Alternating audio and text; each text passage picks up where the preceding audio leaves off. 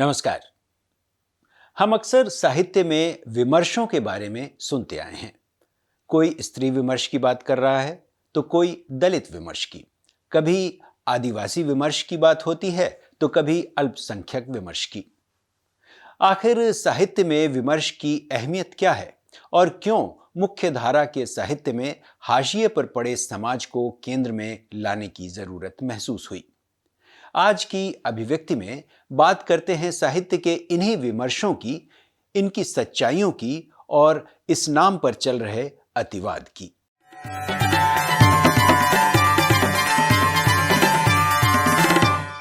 एक जमाना था जब साहित्य किसी खेमे में नहीं बटा था, लेकिन अगर कविताओं की बात करें तो वहां कोई ना कोई वाद जरूर होता था, छायावाद से लेकर प्रगतिवाद तक।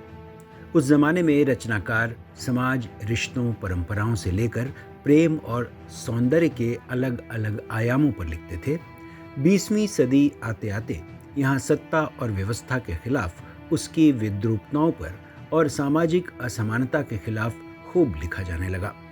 लेकिन 20वीं सदी के उत्तरार्ध से हिंदी साहित्य में जिस तरह विभिन्न सामाजिक समुदायों और अनुभव समूहों की आवाज़ें उभरी हैं, उसने साहित्य को केवल सौंदर्य बोध या व्यक्तिगत अनुभवों तक सीमित नहीं रहने दिया। अब साहित्य समाज और इतिहास की संरचनाओं, असमानताओं और संघर्षों के भीतर अपने अर्थ तलाशता है।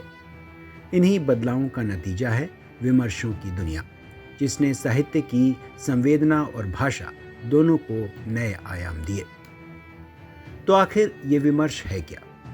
विमर्श यानी डिस्कोर्स ऐसे साहित्यिक वैचारिक प्रवाह हैं जो किसी विशेष समूह, उसकी सामाजिक स्थिति, इतिहास, पीड़ा, संघर्ष, अवमानना और आकांक्षाओं को केंद्र में रखकर रचना की दृष्टि से तैयार होते हैं।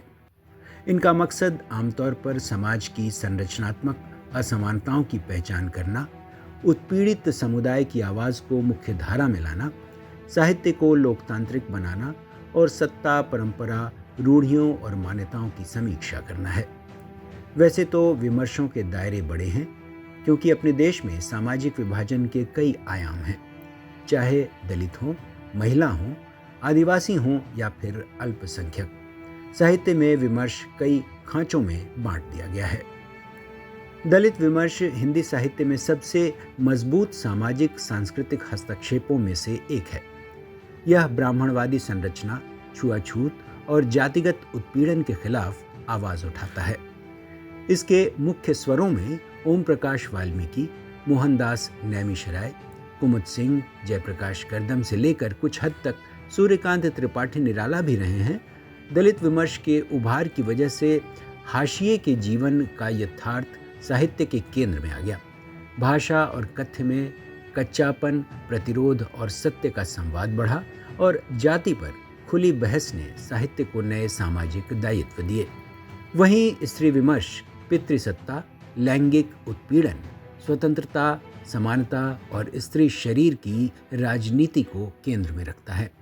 स्त्री विमर्श और नारी की स्थिति पर हमारे साहित्य में आज़ादी के पहले से लिखा जाता रहा है, बल्कि उससे भी काफ़ी पहले से। महादेवी वर्मा से लेकर कृष्णा सोबती, चित्रा मुग्दल, मैत्रेयी पुष्पा, सुधा अरोड़ा और आज के दौर में तो करीब करीब हर महिला साहित्यकार खुद को स्त्री विमर्श से जोड़कर ही रचना कर्म करती हैं। बेशक इस तरह के लेखन के बाद से साहित्य में स्त्री के दैहिक, आर्थिक और सामाजिक यथार्थ गंभीरता से आए और इसे भोगा हुआ यथार्थ भी कहा गया। प्रेम, विवाह, परिवार, रिश्ते और कामकाज की राजनीति पर नए नजरिए बने। स्त्री साहित्य को भावुक कहने की प्रवृत्ति टूटी। इसे राजनीतिक महत्व भी मिला, लेकिन इसमें कई विसंगतियां भी सामने आईं। इसके अतिवाद ने कई तरह के संकट पैदा किए। कई साहित्यकारों का इस बारे में अलग अलग नजरिया है। मुझे लगता है कि ये विमर्शों को लेके बहस ऐसा नहीं है कि आज छिड़ी है। इस बहस का इतिहास बहुत पुराना है। ये जरूर है कि उसको हम लोगों ने एक शब्द नहीं दिया था कि स्त्री विमर्श, लेकिन स्त्री की स्थिति पर बहुत गहरी चिंता महादेवी वर्मा 1934 से करती आ रही है। 1934 में उनका निबंध आया था श्रृंखला की कड़ियां, और उनके बहुत सारे निबंध आए थे उस समय, जिनमें जीवन की कला, फिर उन्होंने चांद का जो विदुषी अंक संपादित किया था, उसके संपादकीय में उन्होंने लिखा था कि स्त्री को अपनी जगह चाहिए। तो अब देखिए, स्त्री विमर्श की अवधारणा बहुत पुरानी है, लेकिन उसको इतना जो ढोल पीटू वाला एक हंगामा जैसा बना दिया गया, ये काम राजेंद्र यादव ने किया। तो उन्होंने जब हंस पत्रिका का पुनर्स्थापन किया, अब वो सोचते थे कि आखिर कौन से मुद्दे उठाए, और वो थे भी, वो स्त्री समर्थक थे और वो दलित समर्थक भी थे, लेकिन साथ ही साथ उन्हें अपनी पत्रिका को लोकप्रिय भी करना था, उनको बाजार में खड़े रहना था। तब उन्होंने उसके अंदर देह विमर्श और देह मुक्ति वाली बात उन्होंने डाल दी। मेरा ख्याल है कि वो भी नहीं चाहते होंगे, क्योंकि वो बड़े समझदार आदमी थे और बड़े गंभीर आदमी भी थे। उन्होंने ये नहीं सोचा होगा कि देह मुक्ति की बात वो जब करेंगे तो ये एक कटपीस आंदोलन बन जाएगा। और वो इसलिए बन गया क्योंकि जो मीडियोकर राइटर्स हैं, जो एकदम औसत दर्जे की लेखिकाएं थी, उन्होंने इसको एक बहुत अच्छा अपने लिए नाप पाया, उन्होंने इसको बहुत अच्छा एक मानक पाया अपने लिए कि इस पर लिखना कितना आसान है। अपने बेडरूम की बातें या दूसरे के बेडरूम की बातें बना बना कर लिखना या देख देख कर लिखना, जान जान कर लिखना बहुत आसान होता है। उसमें आपको ये लगता है, आपको लगातार अंदर से फीलिंग आता है कि आप क्रांति कर रहे हैं, लेकिन वो क्रांति नहीं होती है। आप एक बार फिर उन्हीं हाथों में चले जाते हैं जिन हाथों से निकलने के लिए आप छटपटा रहे थे। सारा का सारा आंदोलन राजेंद्र यादव के हाथों में चला गया, उनके पास पहुंचा दिया उन सामान्य लेखकों ने और लेखिकाओं ने जिनके लिए इस पर लिखना बहुत आसान था। मैं ये मानती हूँ कि हमारे देश में स्त्री विमर्श एक भटका हुआ आंदोलन है। दलित विमर्श उतना भटका हुआ नहीं है। बहुत वर्षों से, सदियों से ये कोशिश हो रही है कि महिला अपने एक कोष्ठक में बैठी रहे, और महिलाओं को ही ये बात समझनी चाहिए कि अगर केवल स्त्री विमर्श की हम बातें करते हैं, जबकि विमर्श की सबसे ज्यादा जरूरत तो शायद पुरुषों को है, तो हम अगर केवल स्त्री विमर्श की बात करेंगे तो हमें धीरे धीरे उस कोष्ठक के अंदर, एक मजबूत कोष्ठक के अंदर बैठाया जा रहा है, और इस कोष्ठक में बैठने से मैं इनकार करती हूँ। आजकल तो आनंद का है स्त्री विमर्श, आजकल संघर्ष का नहीं है, हैं? आजकल क्या संघर्ष है, कोई मुझे बताए? सब कुछ बड़ा इजीली मिल रहा है, बहुत आराम से। मैं कल परसों ही देख रही थी फेसबुक, तो मैं दिखा भी रही थी अपने हस्बैंड को कि ये स्त्री विमर्श है आज का, है। तो ये दुख होता है उसको देख के कि कहाँ से ये आंदोलन जैसा चला था और ये कहाँ जाके ख़त्म होने वाला है। और उसको स्त्री विमर्श क्यों कह रहे हैं लोग, हैं? उसको स्त्री विमर्श कहना स्त्री विमर्श को गाली देना है, मैं तो यही कहूँगी, है। क्योंकि खाली हम कुछ भी करेंगे, हम नंगे हो जाएंगे, हैं। हमें ऐसी आज़ादी चाहिए कि हमें किसी की परवाह नहीं है, ना समाज की ना किसी की, ये तो कोई बात नहीं। आप किसी ऐसे काम के लिए आगे बढ़िए जिससे समाज का हित हो, समाज जिससे आगे बढ़े। गांव की औरत कैसे रहती है कभी सोचा है क्या आपने? या जंगलों की औरत कैसे रहती है कभी देखा है क्या आपने? नहीं, हम तो यहीं सड़क पे कपड़े उतारने को खड़े हैं। अगर साहित्य में आदिवासी विमर्श की बात करें तो यह विमर्श जमीन, जंगल, विस्थापन, विकासवाद, संस्कृति और पहचान के संघर्ष को सामने लाता है। इस बारे में गंभीरता से काम करने वाले रचनाकार कम ही हैं, लेकिन महाश्वेता देवी, रामदयाल मुंडा, जयंती मंचराज, निरंजन महावर और हंसदा सोवेंद्र शेखर का नाम आदिवासी विमर्श के रचनाकारों में लिया जा सकता है। इनकी रचनाओं ने विकास की मुख्यधारा की कहानियों को चुनौती दी और आदिवासी संस्कृति, समुदाय और संघर्ष का प्रामाणिक चित्रण किया।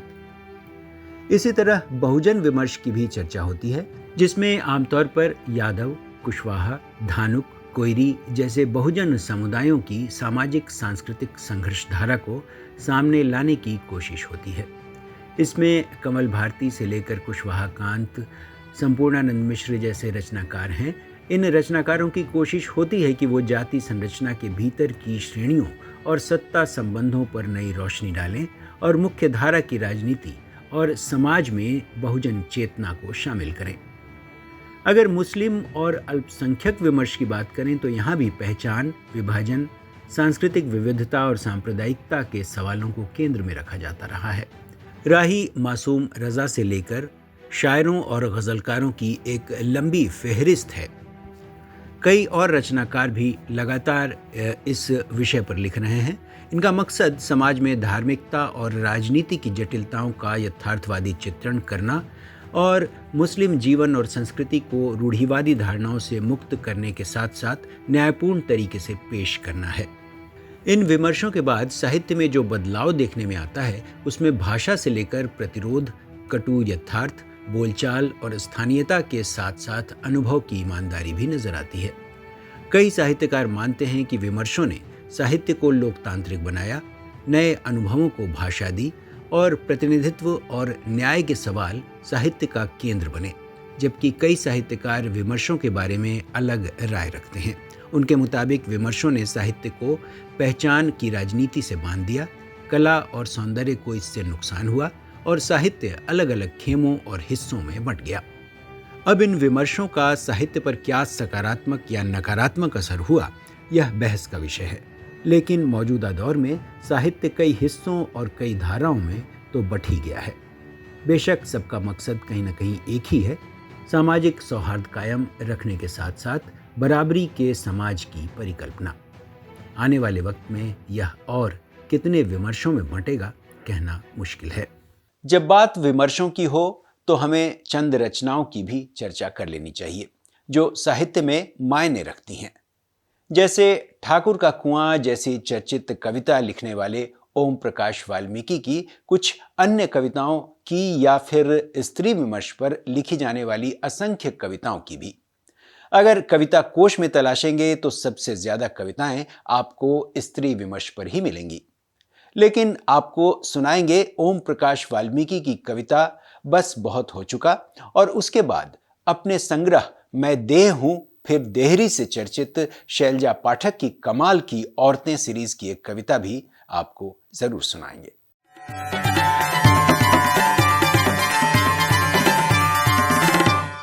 शैलजा पाठक की कविता कमाल की औरतें। पहली बार मन रोया था जब अपने प्राइमरी स्कूल को अलविदा कहा। पिछले डेस्क पर छूट गया पुराना बस्ता, गुम हो गया वो अंडे के आकार वाला स्टील का टिफिन जिसमें अम्मा ठूंस के रखा करती थी पूरी अचार। तमाम रंग बिरंगी पेंसिलों का खोना पाना, महकने वाले रबर में सबकी हिस्सेदारी।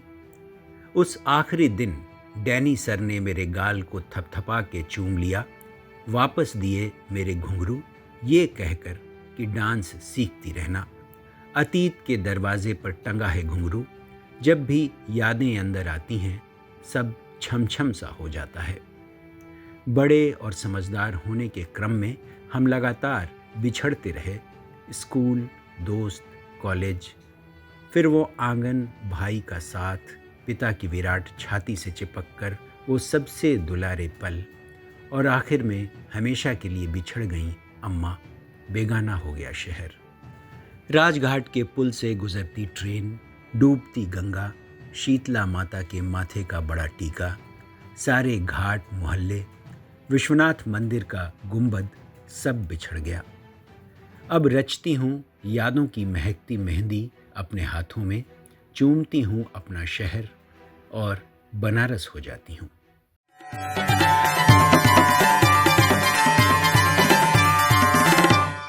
ओम प्रकाश वाल्मीकि की कविता बस बहुत हो चुका।